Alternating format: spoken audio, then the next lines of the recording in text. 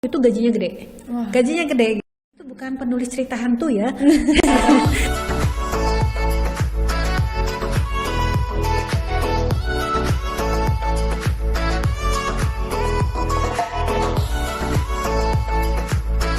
Selamat datang di episode 1 Ethos Talk bersama aku Kayla. Nah, di episode 1 kali ini kita bakal ngomongin hal yang relate banget nih sama kita sebagai milenial, yaitu tentang cuan dan sosial media. Nah, di sini udah ada guest star-nya nih. Penasaran? Yuk kita ngobrol sama Kak Astrid. Halo. Kak. Halo Kayla, apa kabar? Baik, baik. Nah, Kak Astrid ini sebagai apa sih sebenarnya, kenapa kok ada di sini gitu? Oh, ada di sini kenapa ya? Oke, halo teman-teman. Aku Astrid dan aku adalah seorang penulis dan kebetulan di sini kita mau ngobrolin tentang dunia tulis menulis dan juga ya cuan ya dari menulis. Iya gitu. Kak Astrid ini udah berapa lama sih jadi penulis gitu? Aku jadi penulis dari tahun 2012 secara profesional, terjunnya tahun 2012, jadi sekitar 8 tahun ya, 9 tahun ya. Dari 9 lama tahun. juga ya. Lumayan. Iya gitu. Kenapa sih pengen jadi penulis gitu? Kenapa pengen jadi penulis? Karena aku suka banget menulis, aku suka menulis dari SD, terus tapi benar-benar baru terjun secara profesionalnya tuh baru benar-benar tahun 2012 itu. Sebelumnya masih macam-macam ngerjain macam-macam, tapi terus ya mungkin kalau anak sekarang bilangnya passion ya. Jadi aku balik lagi ke keinginanku waktu kecil. Pada dasarnya aku pengen banget bisa ada buku di toko buku yang dipajang tadi itu ada namaku, dan ya syukurlah bisa terrealisasi sekarang setelah kerja keras. Keren banget. Kira-kira kenapa sih kok ini kan tentang penulis tapi kok relate juga sama cuan ini, gimana? Kenapa sih gitu? Iya, ini bisa relate karena kebetulan juga aku nulis buku ini nih. Buku judulnya Menggali Pundi-Pundi lewat Tren Sosial Media yang terbit tahun 2019. Dan di buku ini aku banyak menulis tentang itu tadi, tema kita tadi, bagaimana cuan. Kita bisa dapat cuan sebagai millennials yang suka rebahan lewat media sosialnya gitu. Ini relate banget ya, kita generasi rebahan nih mainnya sosmed mulu, tapi pengen juga dengan rebahan aja pengen dapet cuan gitu loh. Kira-kira apa yang ditulis di buku itu gitu loh Kak? Kok bisa relate sama kita? Jadi waktu itu kan concernku waktu pertama kali nulis buku ini, concernku adalah waktu itu ada banyak banget orang berpikir bahwa media sosial itu banyak negatifnya gitu ya. Mungkin memang waktu itu karena lebih banyak orang bicara tentang itu, kelihatannya bahwa media sosial itu cuma bikin malas, cuma bikin apa-apa. Tapi ternyata setelah aku bikin riset dan lain-lain, ada banyak sekali manfaat positif yang bisa kita ambil dari media sosial, dan salah satunya yang bisa mendatangkan pundi-pundi buat kita dan memberi manfaat buat orang banyak juga. Jadi sebenarnya banyak banget manfaat positifnya, dan itu yang aku coba rangkum dalam bukuku, ditulis untuk para millennials yang ingin tahu gimana tips trik how to bisa menjadi seorang yang bisa mengumpulkan uang dari media sosial. Oh gitu ya. Kalau nggak salah dengar kayaknya bukunya habis menang award juga ya Kak. Benar. Jadi buku ini baru kemarin tanggal 10 September kemarin mendapat penghargaan sebagai buku terbaik dari Perpustakaan Nasional Republik Indonesia. Itu keren surprise banget sih buat aku. Gak nyangka ya? Gak nyangka banget karena nggak tahu. Memang sebenarnya selama ini memang aku udah dapat banyak review yang artinya buku ini banyak banget yang review baik di media cetak maupun YouTube ya, ada banyak sekali yang mereview, tapi aku nggak nyangka kalau popularitasnya sampai diakui oleh Perpustakaan Nasional sebagai buku terbaik. Waktu itu ada 6 buku lain sebenarnya yang jadi nominasi, tapi ya kebetulan bukuku yang bisa jadi yang terbaik. Keren banget ya. Senang banget saya. Masih excited nih, bener. Sayang pialanya nggak aku bawa karena berat banget. Berat dong. Tapi nggak apa-apa. Kayaknya juga karena itu relate banget ya sama kita. Kira-kira apa sih yang bisa kita lakuin gitu loh dengan sosial media ini supaya kita juga bisa dapet cuan gitu. Oke.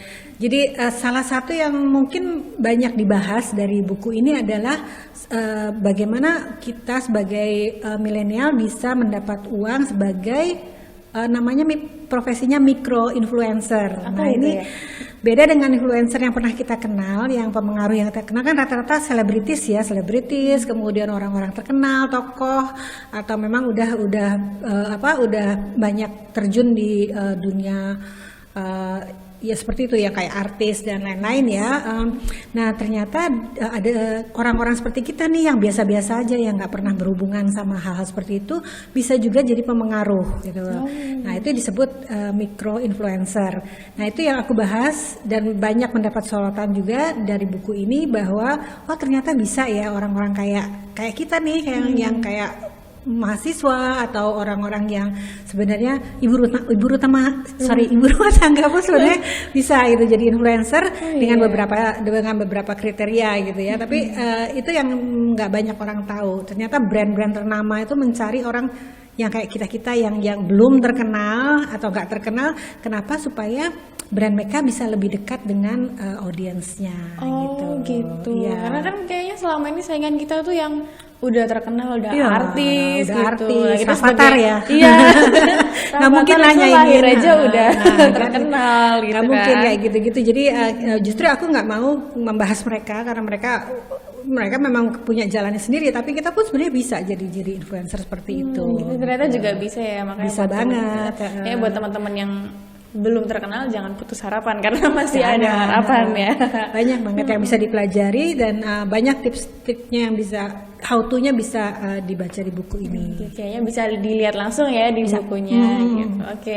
Kira menarik banget ya teman-teman. Kita bisa dapet cuan dengan hanya rebahan, dan juga sebagai orang biasa aja juga bisa dapet cuan gitu, bisa jadi influencer. Nah, kita bakal ngobrol lebih lanjut nih sama Kak Astrid, tapi kita tunggu yang setelah satu ini ya.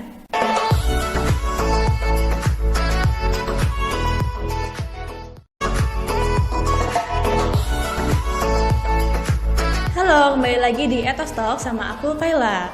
Nah, di segmen kali ini kita mau ngeliat nih apa aja sih kegiatan Kak Astrid selama ini sebagai penulis gitu ya. Di sini Kak Astrid udah bawa beberapa gambar, boleh kita lihat ya. Nah, gambar pertama ini lagi ngapain ini waktu itu ya Kak? Itu tahun lalu waktu bedah buku Revolusi Industri 4.0, itu bukuku yang lumayan laku.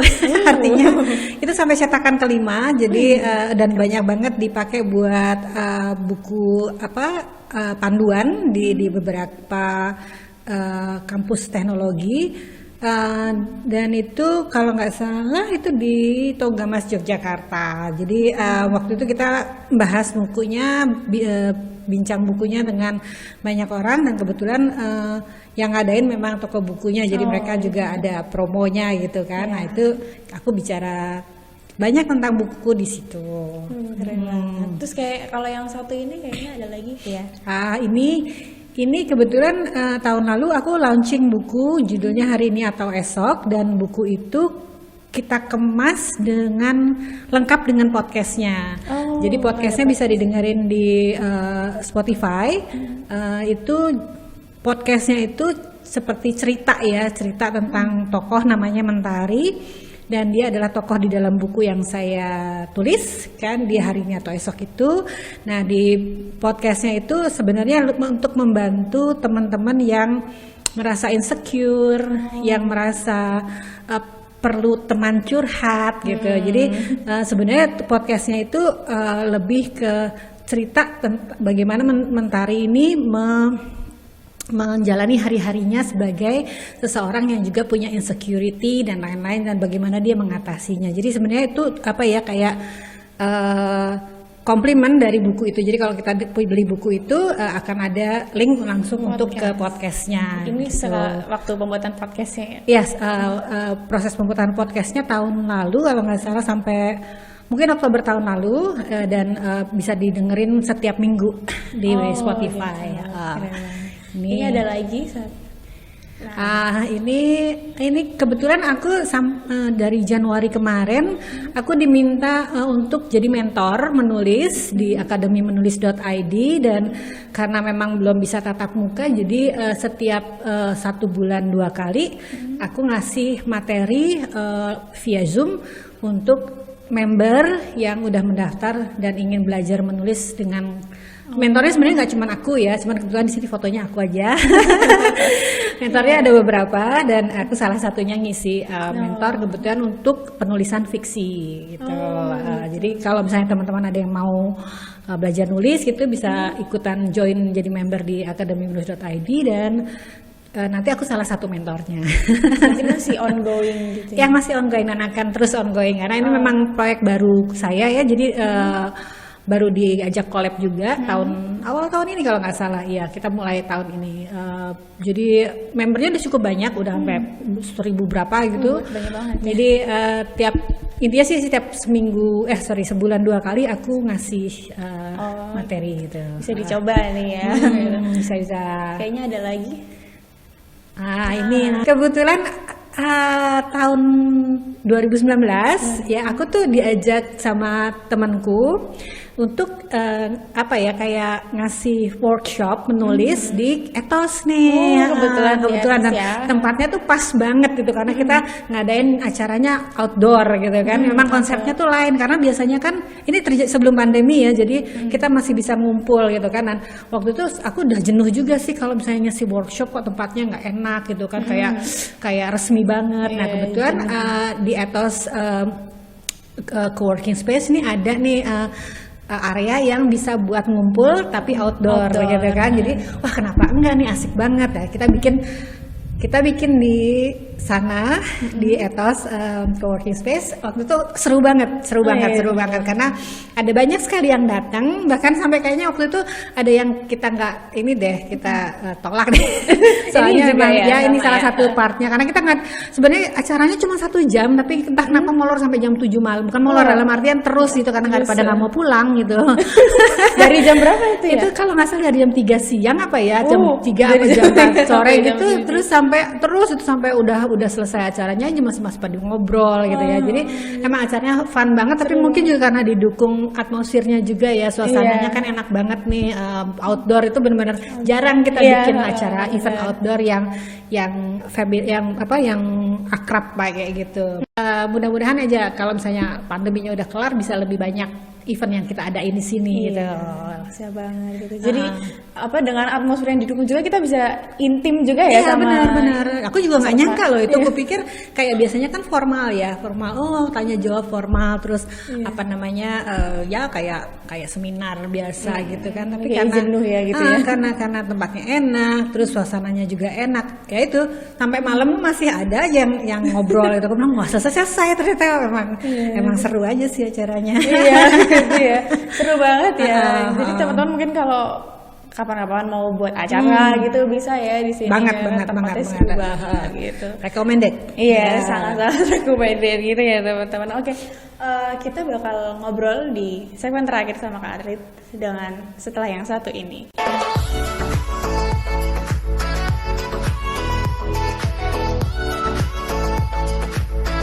Kembali lagi di Ethos Talk episode 1 sama aku Kayla. Nah, di segmen terakhir ini kita mau ngomongin tentang tips-tips gimana sih kita nih khususnya sebagai milenial ya buat mau jadi penulis gitu. Karena kan Kak Astrid di sini kan udah berpengalaman banget ya sebagai penulis, bahkan bukunya udah sampai menang award gitu. Jadi mungkin Kak Astrid bisa ngasih beberapa tips-tips gitu ya buat kita yang pengen jadi penulis gitu. Oke, iya.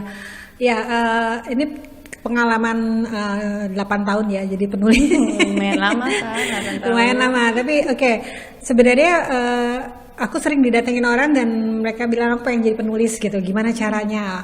Biasanya sih aku larinya lebih ke kamu punya disiplin apa enggak, karena ternyata sepengalamanku ya mungkin orang berpikir bahwa menulis itu ya cuman duduk nulis udah gitu ya, tapi ternyata yang aku alami adalah kita harus punya disiplin sendiri, kita harus punya manajemen waktu yang bagus untuk bisa menuliskan sebuah karya gitu ya. Jadi kalau misalnya teman-teman merasa aku nggak berbakat nulis, bisa nulis nggak ya? Sebenarnya nulis itu nggak ada hubungannya sama bakat. Aku yakin banget karena nulis itu adalah lebih ke latihan. Beda sama kayak nyanyi gitu ya. Kalau nyanyi itu memang kita perlu bakat ya, perlu suara yang bagus. Tapi untuk menulis itu kita nggak perlu punya.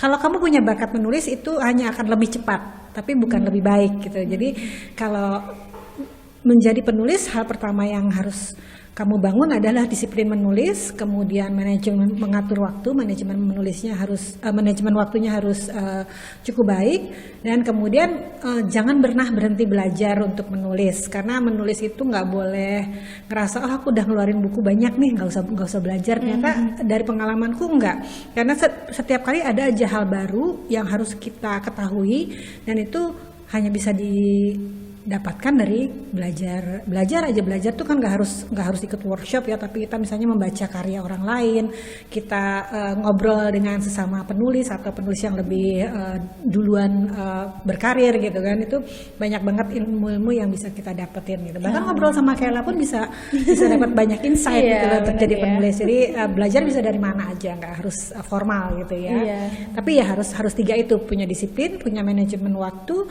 dan harus mau selalu belajar untuk mengembangkan diri gitu ya sebagai penulis. Nah, selain itu kan dari Kak Asri sendiri juga menulis kan pasti relate-nya sama yang kita omongin tadi ya, tentang cuan pasti, gitu. Pasti dong. Gimana sih tipsnya gitu dari menulis kok bisa jadi cuan gitu? Jadi kalau dengar kata penulis mungkin teman-teman mikirnya oh penulis buku, oh penulis novel gitu ya, atau oh jurnalis gitu. Itu hanya salah 3 dari sekian banyak karir yang bisa teman-teman dapetin dari menulis. Misalnya sekarang tuh ya yang lagi ngetren banget nih ya dari sisi penulisan adalah jadi copywriter. Mungkin Kayla pernah dengar jadi copywriter ya. Nah, copywriter ini relate banget dan dengan milenial sekarang, dengan zillennials ya yang lahir tahun 2000 ke atas atau ya 2000 ke atas, nggak disebut milenial lagi sebenarnya. Tapi intinya copywriter itu adalah kemampuan menulis yang sedang sangat dicari karena hubungannya sangat erat dengan media sosial, dengan teknologi gitu kan. Jadi sekarang ada banyak workshop tentang itu, dan kalau mau belajar bisa. Dan yang jelas dari copywriting itu gede banget cuannya. Aku juga sebenarnya lagi belajar tentang itu karena aku belum menguasai banget ya, tapi aku belajar tentang itu karena itu gini, itu kan sebenarnya copywriting kan sebenarnya bikin bahasa iklan gitu. Sebenarnya sederhananya adalah kita membuat bahasa iklan tuh gimana supaya menarik. Nah, kalau kita bisa menguasai itu gajinya gede. Gajinya gede, bisa satu proyek itu bisa sampai puluhan juta gitu. Aku tahu ini karena temanku banyak yang bisa kayak lumayan gitu. Banget ya. Bukan lumayan lagi kayaknya bisa lagi tuh rebahan juga kan dari laptop doang gitu. Nah, kalau misalnya nggak mau jadi copywriter, bisa juga jadi penulis novel digital. Jadi kalau dulu kan kita nulis novel tuh harus kayak ngirimin, kemudian nunggu diterbitin dan lain-lain, tuh kan terlalu makan waktu. Nah, sekarang ada banyak banget aplikasi yang bisa dipakai zillennials untuk bikin novel secara digital. Aku juga udah publish 2 novel digital, dan ini menyenangkan sekali karena sistemnya royalti gitu loh. Royalti. Jadi banyak yang baca berarti duitnya makin banyak gitu. Nah, itu relate banget karena kalau kamu penulis novel dan kamu menguasai copywriting, kamu bisa dua-duanya. Jadi kamu bikin novel dan kemudian kamu mengiklankan sendiri novelmu. Jadi berlipat-lipat cuan banget. Jadi itu cuman beberapa ya yang bisa sekarang millennials lakukan dengan gadgetnya gitu, yang pekerjaan yang sangat diidam-idamkan, gak banyak effort tapi banyak duitnya. Itu salah. Jadi penulis itu banyak banget karirnya, bukan cuma nulis buku aja, tapi juga bisa yang sekarang yang lagi diminati adalah copywriter dan penulis novel digital. Ada satu lagi sih sebenarnya, jadi ghostwriter. Kalau pernah dengar tentang ghostwriter, apa itu ya Kak? Itu bukan penulis cerita hantu ya. Itu adalah penulis, kalau di bahasa di KBBI itu adalah penulis siluman. Jadi dia menulis untuk orang-orang seperti selebritis atau orang-orang tokoh-tokoh masyarakat gitu yang pengen mempublikasikan buku tapi mereka nggak punya waktu atau tidak tahu cara menulis. Oh, jadi ditulisin jadi gitu ditulisin ya. gampangnya Ceritanya. ditulisin. Tapi tahu nggak jasa nulisin itu berapa? Bisa nggak tahu. yang ini aja deh, yang paling kecil aja bagi pemula itu ya, itu bisa sampai 25 juta, 30 juta untuk satu buku, untuk satu buku ya. Itu hanya jasa penulisannya doang, belum kalau misalnya kita ikut layouting atau apa editing, ada tambahannya lagi. Nah kayak misalnya kemarin penulisnya bukunya B.J. Habibie itu aku pernah ngobrol, namanya Albertine Endah.